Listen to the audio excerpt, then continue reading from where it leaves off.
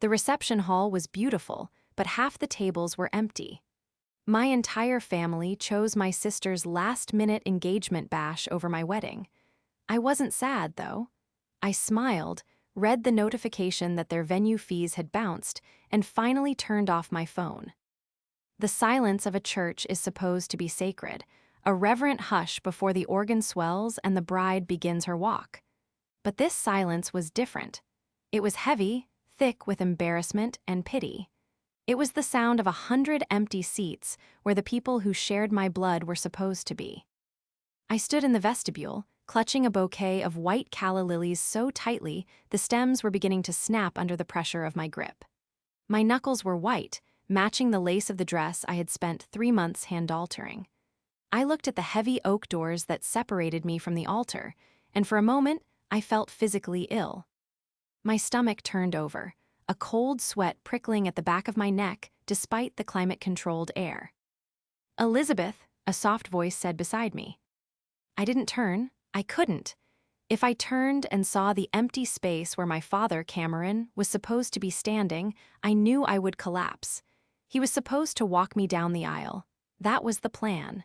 That had been the plan since I was 5 years old, dancing on his toes in the kitchen. But he wasn't here. "Elizabeth, look at me." It was Gabriel, my fiancé, my almost husband. He shouldn't have been back here. It was bad luck to see the bride before the ceremony. But luck had already abandoned us hours ago. He had come out of the sanctuary, disregarding tradition, because he knew I was drowning. I finally looked up at him. Gabriel looked dashing in his charcoal suit, but his eyes were filled with a fierce, protective anger that terrified me more than the emptiness of the church. He reached out and took my cold hands in his. "We can cancel," he whispered, his voice rough. "We can just go to the courthouse. You don't have to walk out there and face that gap." I shook my head, the veil trembling around my shoulders. "No," I whispered, my voice sounding foreign to my own ears. "We paid for this. We planned this. I am not going to let them take this away from me too." But the brave words felt hollow. The betrayal was a physical weight, pressing down on my chest, making it hard to draw breath. It wasn't just my parents, Cora and Cameron.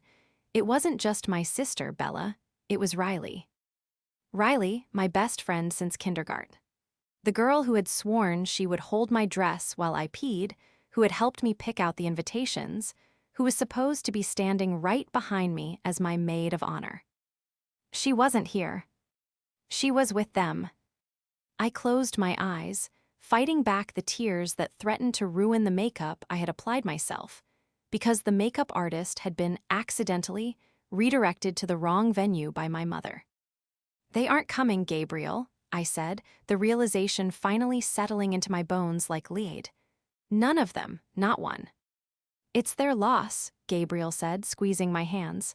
"Look at me, I'm here. My family is here. The people who actually love you are here."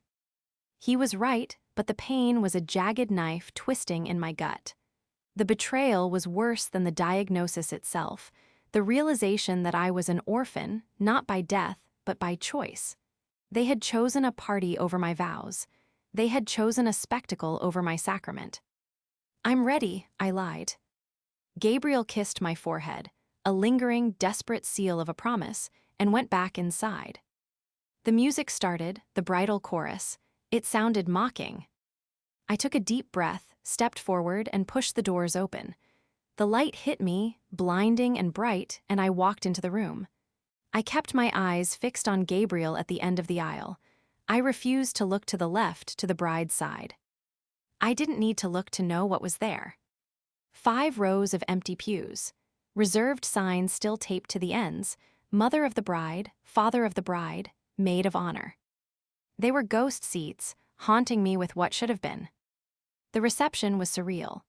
It was held in a refurbished garden conservatory, a place of glass and steel and lush greenery that I had put a deposit on 2 years ago. It was breathtaking. The string quartet played softly, the caterers moved with professional grace, and the guests, Gabriel's large, boisterous, loving family and our mutual work friends, were trying their absolute hardest to fill the room with noise and laughter. They were overcompensating. I could feel it. Every laugh was a little too loud, every hug a little too tight. They were trying to insulate me from the glaring reality of the empty tables near the front. I sat at the sweetheart table, my hand resting on Gabriel's thigh under the tablecloth. He was eating his dinner with a mechanical efficiency, his jaw tight. He was furious. I knew that look. He was plotting things he wanted to say to my father, scenarios of confrontation. I, however, felt a strange, cold numbness. The tears I had fought in the vestibule had evaporated, replaced by a crystalline clarity. I looked at my phone, which was sitting face down on the table. "You should turn that off," Gabriel murmured, following my gaze. "I'm waiting for something," I said softly. "An apology?" he scoffed. "Liz, honey, don't do that to yourself. Cora isn't going to apologize. She's probably drunk on champagne toast right now, making a speech about how proud she is of Bella." "I'm not waiting for an apology," I corrected him, taking a sip of my water. "I'm waiting for the realization." Earlier that morning, while my hair was being curled, I had received a text from Riley. It wasn't an apology. It was a picture. It was a selfie of her and Bella, holding champagne flutes, wearing matching team bride robes. The caption read, "Sorry, Liz, Bella really needed me today. You know how stressed she gets. We'll celebrate you next week." 3. Next week, as if my wedding was a coffee date that could be rescheduled. My mother, Cora, had sent a text an hour before the ceremony. "Don't be dramatic, Elizabeth. We have to support Bella. This is a huge surprise engagement. You've been engaged for 2 years. Everyone already knows you're getting married. Bella needs the spotlight right now. We'll come by the reception later if there's time." If there's time. They treated my life like a rerun, and Bella's spontaneous chaos like the premiere event. I watched the guests dancing. Gabriel's cousin pulled me onto the floor for a slow song. I went through the motions, smiling, nodding, thanking people for coming. But my mind was miles away, reconstructing the timeline of the day. My parents were currently hosting Bella's surprise engagement party at the family estate on the lake. It was a massive, sprawling property that had been in the family for 3 generations. They were likely on the back patio right now, under the fairy lights I had bought 3 Christmases ago. They were probably eating the high-end catering my mother had insisted was necessary for Bella's image. They were playing the role of the wealthy, happy family. But they had forgotten one crucial thing. They had forgotten the paperwork. They had forgotten the fine print of the life they lived. They had forgotten that while they played the roles of the aristocracy, I was the one who kept the lights on. Literally. I checked my watch, 7:30 p.m. The sun would be setting over the lake right now. The automatic timers for the landscape lighting at the estate were set to trigger at dusk. The commercial refrigerators for the catering company would be humming, drawing massive amounts of power. The DJ my sister had demanded would be powering up his amps. My phone buzzed. I looked down. "Mom, the power just went out. Call the electric company. Now, the account is in your name so they won't talk to me." I stared at the message. The font was sharp and clear. "Is it them?" Gabriel asked, his voice low. "Yes," I said. "The power went out at the lake house." Gabriel frowned. "Storm." "No," I said, a small, cold smile touching my lips. "Bill payment." "I thought you paid that automatically." "I do," I said, "usually." I picked up my fork and took a bite of the wedding cake we had just cut, a vanilla bean sponge with raspberry filling. It was sweet, but it didn't mask the bitterness of the truth I was holding onto. "But I canceled the autopay 3 days ago," I whispered, "and I called to close the account this morning." Gabriel stared at me, his eyes widening. My phone buzzed again, then again, a flurry of messages. "Bella, WTF Elizabeth. We are in the dark. The DJ can't play. Fix this." "Dad," Elizabeth, pick up the phone. "This is embarrassing. The caterers are complaining about the fridges." I didn't reply. I just watched the screen light up, illuminating the dark corner of our table. They thought this was just a glitch. They thought this was a clerical error I could fix with a phone call. They had no idea that the darkness at the lake house was just the beginning. To understand why I let the power go out on my own family, you have to understand the ecosystem of our household. I was the eldest, the responsible one, the fixer. I was a landscape architect, a profession that required patience, planning, and a deep understanding of how to build structures that lasted. I was good with money because I had to be. Then there was Bella. Bella was 3 years younger, and from the moment she was born, she was the sun around which my parents, Cora and Cameron, orbited. She was beautiful, vibrant, and utterly incapable of handling the word no. She dropped out of 3 different colleges, started and abandoned 5 different businesses: jewelry making, dog walking, influencer marketing, and somehow it was always someone else's fault when she failed. And who picked up the pieces? Me. When Bella totaled her car. Because she was texting, I drove her to work for 6 months. When Bella forgot to pay her rent and was facing eviction, I covered it just this once. When my parents' retirement fund took a hit because they bought Bella a condo she eventually got bored of, I stepped in and took over the maintenance bills for the lake house to help out. I loved them. God, I loved them so much it was pathetic. I wanted their approval. I wanted them to look at me the way they looked at Bella, with adoration, rather than relief that I wasn't a problem they had to solve. But the dynamic shifted 2 months ago. I had been planning my wedding to Gabriel for 2 years. We paid for everything ourselves. We didn't ask Cora and Cameron for a dime because we knew money was tight, meaning tied up in Bella's credit card bills. We picked our date, sent our save the dates, and finalized the venue. Then Bella met a guy. His name was Todd. He was a promoter, whatever that meant. They dated for 6 weeks, and then, suddenly, Bella was engaged. I was happy for her, initially, until the family dinner 3 weeks ago. We were sitting around the dining table at the lake house. Bella was flashing a ring that I strongly suspected was cubic zirconia, and my mother was beaming. "We have wonderful news," Cora announced, clapping her hands. "Bella and Todd want to have an engagement party, a big one, to officially introduce him to our circle." "That's great," I said, spooning soup into my mouth. "When?" "Well," Bella said, twirling her hair, "Todd has this amazing connection for a DJ, but he's only available on the 14th. So, we're doing it then." I dropped my spoon. It clattered loudly against the china. "The 14th, I repeated, "of this month." "Yes," Bella said, her eyes wide and innocent. "Why?" "Bella," I said, my voice shaking, "that's my wedding day. You know that, it's in 2 weeks." The table went silent. "Oh," Bella said, looking at her nails. "Right, well, can't you move it?" I laughed. It was a dry, humorless sound.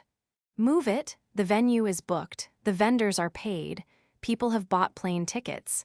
No, I can't move it." Cora sighed, a dramatic, suffering sound. "Elizabeth, be reasonable. An engagement is fresh news. It's exciting. Your wedding? Well, you two have been living together for years. It's basically just a formality at this point. Bella needs this moment." "A formality?" I stared at my mother. "It's my marriage." "Don't be selfish," Cameron chimed in, not looking up from his steak. "Your sister is finally settling down. We need to support her. If you have your wedding on the same day, you're going to split the guests. And honestly, Elizabeth, nobody wants to choose." "Exactly," Bella smirked. "And let's be real, Liz, my friends are fun, your friends are quiet. If you make people choose, you're going to be embarrassed." "I am not moving my wedding," I said firmly. "Fine," Cora snapped. "Then don't expect us to be there until late. We have to host Bella's party. It's at the house, so we can't exactly leave." "You're hosting it here?" I asked. "At the lake house?" "Yes," Cameron said. "It's the only venue available on short notice." I looked at Riley, my best friend, who was sitting at the table because she practically lived with us. I expected her to defend me, to say this was insane. Riley just looked down at her plate. "I mean, Liz, maybe you could just do the reception another day? The party is going to be really lit. Todd knows a lot of influencers. That was the moment. That was the crack in the foundation. I looked around the table at the people I had supported, defended, and funded for my entire adult life. I saw the dismissal in their eyes. I saw the entitlement. Bella leaned forward, her voice dropping to a conspiratorial whisper. "Look, Liz, just come to the party after your little ceremony. We can combine them. It'll be fun. You can bring your landscape friends." She didn't want me at my wedding.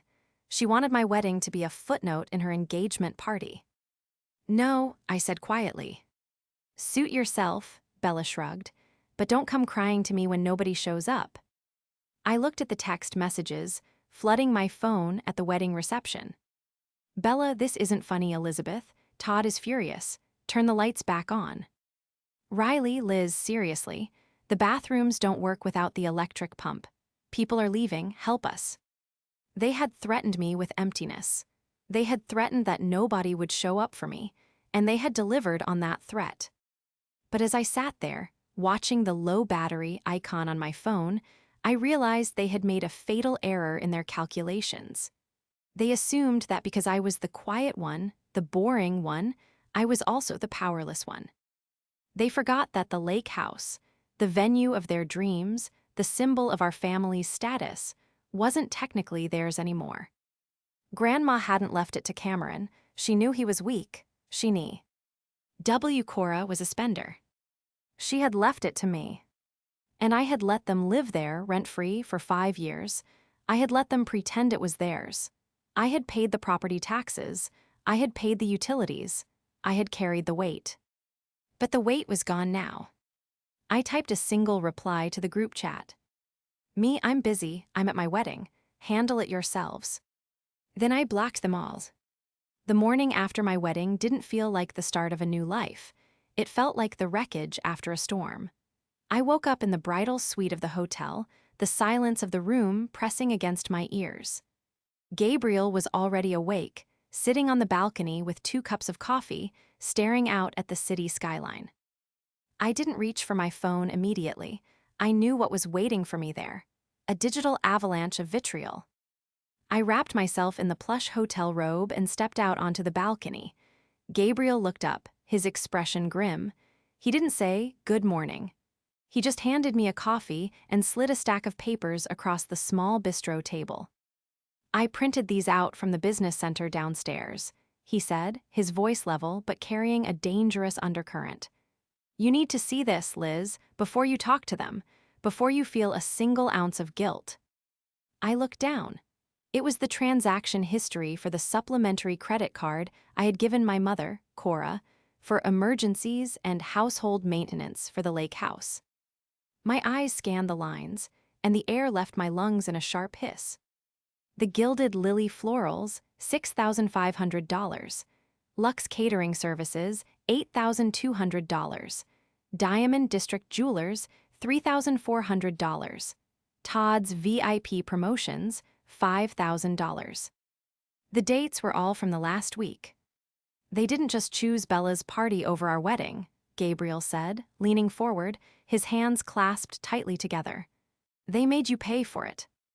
I stared at the charge for the jeweler. A down payment on a ring? A gift? It didn't matter.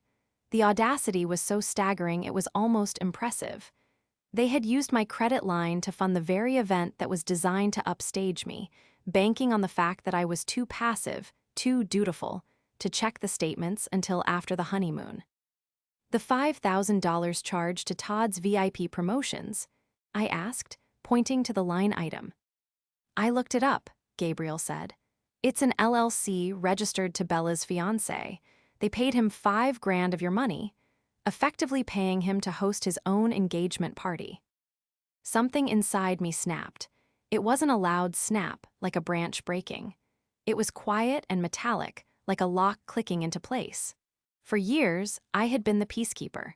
I had been the one who smoothed over the edges, who threw money at problems to keep the family unit intact. I had allowed myself to be the resource they mined because I thought it was the price of admission for their love. But looking at that statement, seeing the mathematical proof of their disrespect, I realized I wasn't their daughter or their sister. I was their host organism. "Pass me my phone," I said. "Are you calling them?" "No," I said, my voice cold. "I'm calling Mr. Henderson." Mr. Henderson was my grandmother's attorney. He was an old-school lawyer, the kind who wore three-piece suits and believed in the sanctity of a contract. He had been the one to execute Grandma's will 5 years ago, the will that my parents had conveniently chosen to misinterpret for years. The phone rang twice before his secretary put him through.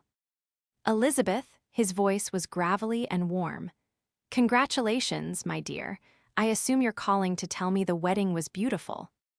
"It was, Mr. Henderson," I said, looking at the city below, "but my family wasn't there." There was a heavy pause on the line. "I see." "They were at the lake house," I continued. "Throwing a party they funded with unauthorized use of my credit cards, and currently they are likely squatting there without electricity because I cut the power." "Ah," Mr. Henderson said. The warmth was gone, replaced by professional sharpness. "The chickens have come home to roost." "I want to trigger the clause, Arthur," I said, using his first name for the first time. "The one we discussed when Grandma passed, the behavioral clause in the occupancy agreement." Grandma had been wise. When she left the house to me, she knew Cora would try to take over. So, she allowed my parents to live there under a tenancy-at-will agreement, controlled by me. But there was a stipulation. If they caused significant financial or emotional distress to the owner, me, the tenancy could be terminated immediately with cause. "Are you sure, Elizabeth?" Mr. Henderson asked softly. "Once we file this, there is no going back. It's an eviction, it's war." I looked at the credit card statement again. I looked at Gabriel, the man who had stood by me while my father's seat remained empty. "They declared war yesterday, Arthur," I said. "I'm just firing back. Draft the papers. And I need a forency. See accounting of that credit card. I want every cent back." "I'll have the papers ready by noon," he said. "Do you want me to serve them?" "No," I said, standing up. "I'll do it." We didn't go to the lake house. We went to my home, the townhouse Gabriel and I owned in the city. We knew they would come to us. Without power at the lake, and with their credit cards declined, they had nowhere else to go to recharge their phones and scream at me. We were waiting in the living room when the pounding started. It wasn't a knock. It was a rhythmic assault on the front door. "Elizabeth, open this door right now." It was my father, Cameron. His voice was booming, the voice he used when he wanted to intimidate waitstaff or customer service agents. Gabriel moved to stand by the door, his posture defensive, but I put a hand on his arm. "Let them in," I said. "I want to look them in the eye." Gabriel unlocked the door and swung it open. They spilled into the hallway like a chaotic wave. My father, red-faced and sweating in yesterday's polo shirt. My mother, Cora, looking disheveled, her expensive blowout frizzy from the humidity of a house with no AC. Bella was there, wearing oversized sunglasses, looking hungover and furious. And trailing behind them, looking sheepish but defiant, was Riley. "You ungrateful little bitch," Cora screamed, lunging toward me. Gabriel stepped in between us, a solid wall of charcoal muscle. "You will not touch her," he said. His voice wasn't loud, but it was terrifying. "You will take a step back, Cora, or I will remove you from this house physically." Cora stopped, panting, her eyes darting between Gabriel and me. "Do you have any idea what you did?" she shrieked. "The power went out in the middle of the toasts. The food spoiled. The toilets backed up because the pump stopped. We were humiliated." "Good," I said. I was sitting in the armchair, my legs crossed, a cup of tea in my hand. I didn't stand up. I didn't offer them a seat. "Good," Cameron roared. "You think this is funny? You embarrassed your sister. You embarrassed us in front of the most important people in town." "And where were you yesterday, Dad?" I asked calmly. The room went silent for a microsecond. "We told you," Bella interjected, stepping out from behind Cora. She pulled off her sunglasses to reveal puffy, bloodshot eyes. "We had to host the party. It was for my future. But you're so jealous you had to sabotage it." "I didn't sabotage anything," I said, setting my tea down. I just stopped paying for it. What are you talking about? Cora snapped. I picked up the stack of papers from the coffee table, the credit card statements Gabriel had printed, and threw them onto the floor at their feet. The pages fanned out, a paper trail of their greed. $7,000 for flowers, I said. $8,000 for catering. $5,000 paid directly to Todd. Riley shifted uncomfortably near the door, looking at her shoes. We were going to pay you back, Cora lied instantly. It was such a reflexive lie, smooth and practiced. We just needed to put it on the card for the points. We were going to write you a check next week. With what money, Mom? I asked. You haven't had that kind of liquid cash in a decade. You live in a house I own. You drive cars leased in my name. You eat food bought with my supplementary cards. The house is the family house, Bella yelled. Grandma left it to all of us. Actually, I said, reaching into the folder Mr. Henderson had couriered over an hour ago. She didn't. I pulled out the deed, a copy, legally certified. Grandma left the house to me, I said clearly. Solely because she knew Dad would mortgage it to pay for his gambling debts, and she knew Mom would sell it to buy status. She left it to me to protect it, and I let you live there because I loved you. You can't, Cameron stammered, his face losing its color. I can, I said, and I am. I pulled out the second document, the notice to quit. You have 30 days to vacate the premises, I said. But honestly, given the theft, and yes, unauthorized use of a credit card is theft, I could have the sheriff remove you today. I'm giving you 30 days because I'm more generous than you deserve. Cora stared at the paper in my hand, her mouth opening and closing like a fish out of water. Then, she turned her gaze to Riley, looking for an ally. Riley, tell her, Cora pleaded. Tell her she's being insane. I looked at my best friend, my maid of honor. Go ahead, Riley, I said softly. Tell me.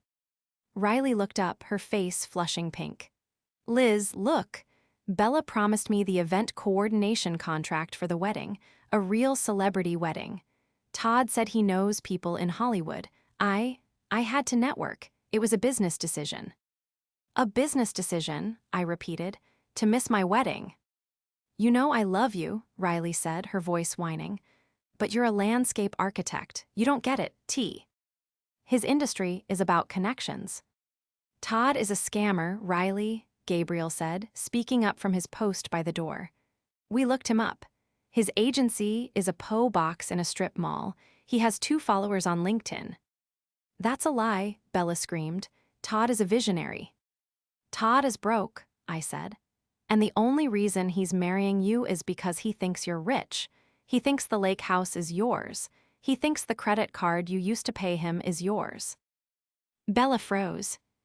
I wonder, I said, tilting my head, what Todd will do when he finds out you're being evicted and your credit limit is 0. The confrontation ended not with a bang, but with a chaotic retreat. Cora snatched the eviction notice, screamed that she would sue me for everything I had, and stormed out. Cameron followed, looking defeated. Bella called me a jealous hag and slammed the door so hard the frame shook. Riley just slipped out without a word, unable to meet my eyes. But I knew this wasn't over. People like Cora and Bella don't accept defeat, they rewrite reality. Over the next 3 days, the smear campaign began. It started on Facebook. Cora posted a long, tearful status update about how ungrateful children turn on their parents. She didn't name me, but she alluded to mental health issues and controlling partners, heavily implying that Gabriel was isolating me from the family. Then came the flying monkeys. Aunts and cousins I hadn't spoken to in years began messaging me, asking why I was kicking my parents onto the street and refusing to help my sister in her time of need. I didn't respond to any of them. I was too busy building my fortress. I hired a private investigator to dig deeper into Todd. If I was going to sever the tie, I wanted to burn the bridge completely. I needed to know exactly what my family was getting into, mostly to ensure none of his debt could blow back on me. The Pie's report came back 48 hours later. It was worse than I thought. Todd wasn't just broke. He was currently under investigation for insurance fraud in 2 other states. He had a history of dating women from wealthy families, running up massive debts in their names, and then vanishing. But the real kicker was the investment. I found out through the investigator that my father, Cameron, had invested $50,000 into Todd's business venture a week ago. Where did he get $50,000? I asked Gabriel, staring at the report. Dad doesn't have that kind of money. Gabriel was typing on his laptop, cross-referencing bank routing numbers. He stopped, his face pale. Liz, he said, the HELOC. The what? The home equity line of credit, Gabriel said, on the lake house. He can't take out a HELOC, I said, my stomach dropping. The house is in my name. Unless, Gabriel said, turning the screen to face me, he forged your signature. There it was, a document from a predatory online lender. A request for a $50,000 line of credit against the property value, signed with a shaky, scrawled Elizabeth J. Moore. My father had committed a felony. He had mortgaged my inheritance to give money to a con artist who was marrying my sister. The betrayal deepened, turning from emotional negligence into criminal predation. They weren't just bad family, they were parasites willing to destroy my financial future to feed their delusions. I felt a cold rage settle over me, solid and heavy as a stone. They aren't leaving the house, I said. Cora posted a video this morning of them redecorating Bella's room. They're ignoring the eviction notice. They think you won't do it, Gabriel said. They think you won't call the police on your own father for forgery. They're right, I said. I won't call the police yet. Why not? Because that's private, I said, standing up and grabbing my keys.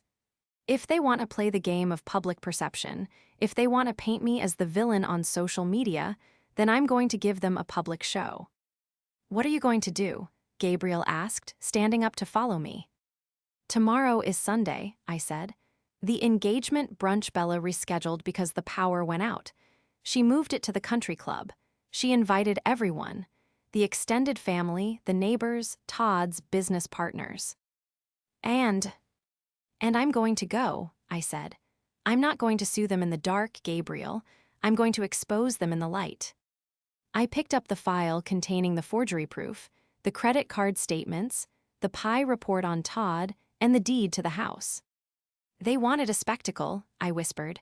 I'm going to give them one. The Oakwood Country Club was the pinnacle of social standing in our town. It was where my parents pretended to belong, despite having let their membership lapse 3 times in the last decade. Today, however, they were back in, likely thanks to another investment from my unwitting bank account or a favor called in by one of Todd's shady connections. I walked in through the double doors, my heels clicking sharply on the marble floor. Gabriel was beside me, carrying a briefcase. He looked like a lawyer ready for a closing argument. I looked like a woman who had nothing left to lose. The brunch was in full swing in the garden room. Crystal flutes clinked, laughter floated in the air, and there, at the center of it all, was Bella. She was wearing a white dress, an actual wedding dress she had repurposed for the engagement and holding court. Todd was beside her, looking slick in a suit that was a size too small, laughing loudly at something my father said. Cora saw me first. Her smile faltered, then hardened into a mask of aggressive hospitality. She clearly decided the best defense was to pretend everything was normal in front of the guests. Elizabeth, she called out, her voice shrill. Everyone, look, my other daughter finally decided to join us. The room went quiet. All eyes turned to me. Riley, standing near the mimosa bar, looked like she wanted to dissolve into the floor. I didn't smile. I walked straight to the head table. We need to talk, I said, my voice projecting clearly across the room. Now isn't the time, darling, Cameron said through gritted teeth, stepping forward to intercept me. We can discuss your mood later. No, I said, stepping around him. We're going to discuss it now, in front of the people you're trying so hard to impress. Bella stood up, her face flushing red. Get out, Elizabeth. You're just jealous because my engagement is bigger than your wedding. Your engagement is a fraud, Bella, I said calmly, and so is your fiancé. Todd laughed, a nervous, jerky sound. Whoa, easy there, sis. Let's not get crazy. I'm not your sis, I said. I turned to the room. I'm the person paying for this party, just like I paid for the last one. She's lying, Cora shouted, rushing toward me. She's mentally unstable. Gabriel stepped forward, opening the briefcase. He didn't speak. He just handed me the documents. This, I said, holding up the pie report, is a record of Todd's previous 3 engagements, all to women with significant family assets. All ended in bankruptcy. The room gasped. Todd's face went gray. And this, I continued, holding up the bank transfer record, is the $50,000 my father stole from me by forging my signature on a loan application against my house. Money he gave to Todd. Dad, Bella whispered, turning to look at Cameron, you gave him 50 grand. It was an investment, Cameron sputtered. Todd said it would double in a month. Todd lied, I said, just like he lied about being a promoter, just like he lied about knowing anyone in Hollywood. I turned to Bella. He's using you, Bella. He thinks you're the rich one. He doesn't know the house isn't yours. He doesn't know the money isn't yours.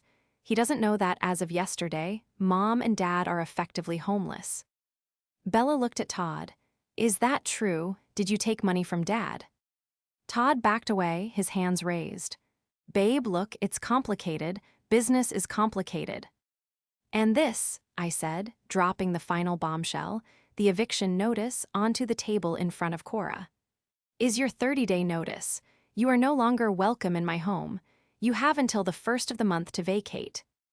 You can't do this to family, Cora shrieked, tears streaming down her face, tears of rage, not sorrow.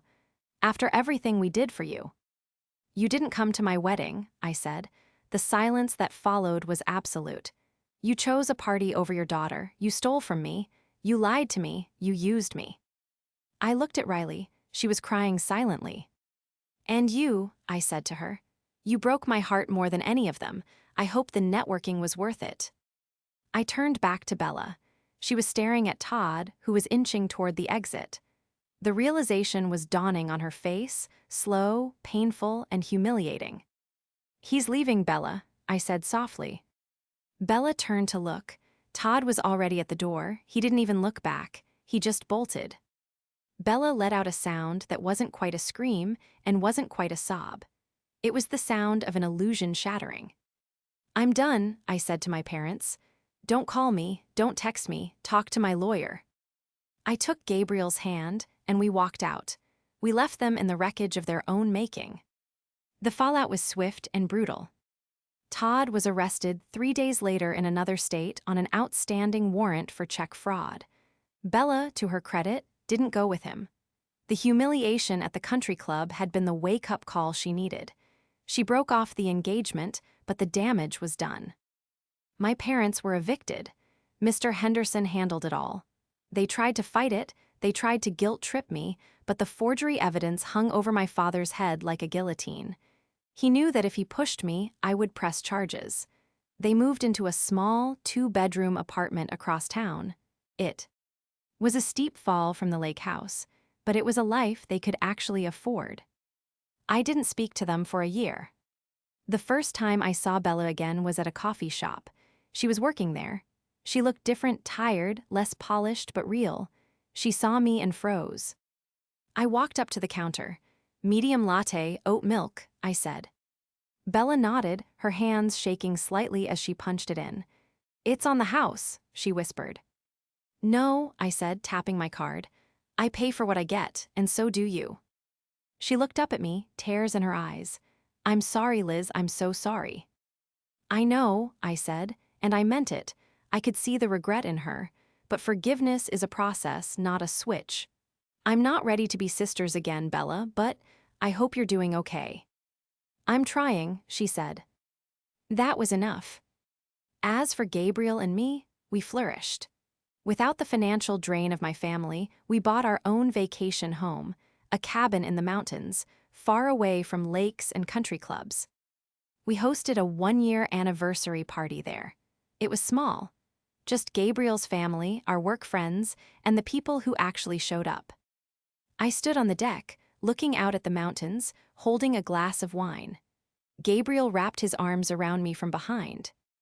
"Happy anniversary," he whispered. "Happy anniversary," I replied. I looked at my phone, a text from my mother. "Happy anniversary, Elizabeth, we miss you." I didn't feel anger, I didn't feel sadness, I just felt peace. I deleted the message, put the phone down, and turned back to the party. The music was playing, the food was hot, and every single seat was filled with someone who wanted to be there.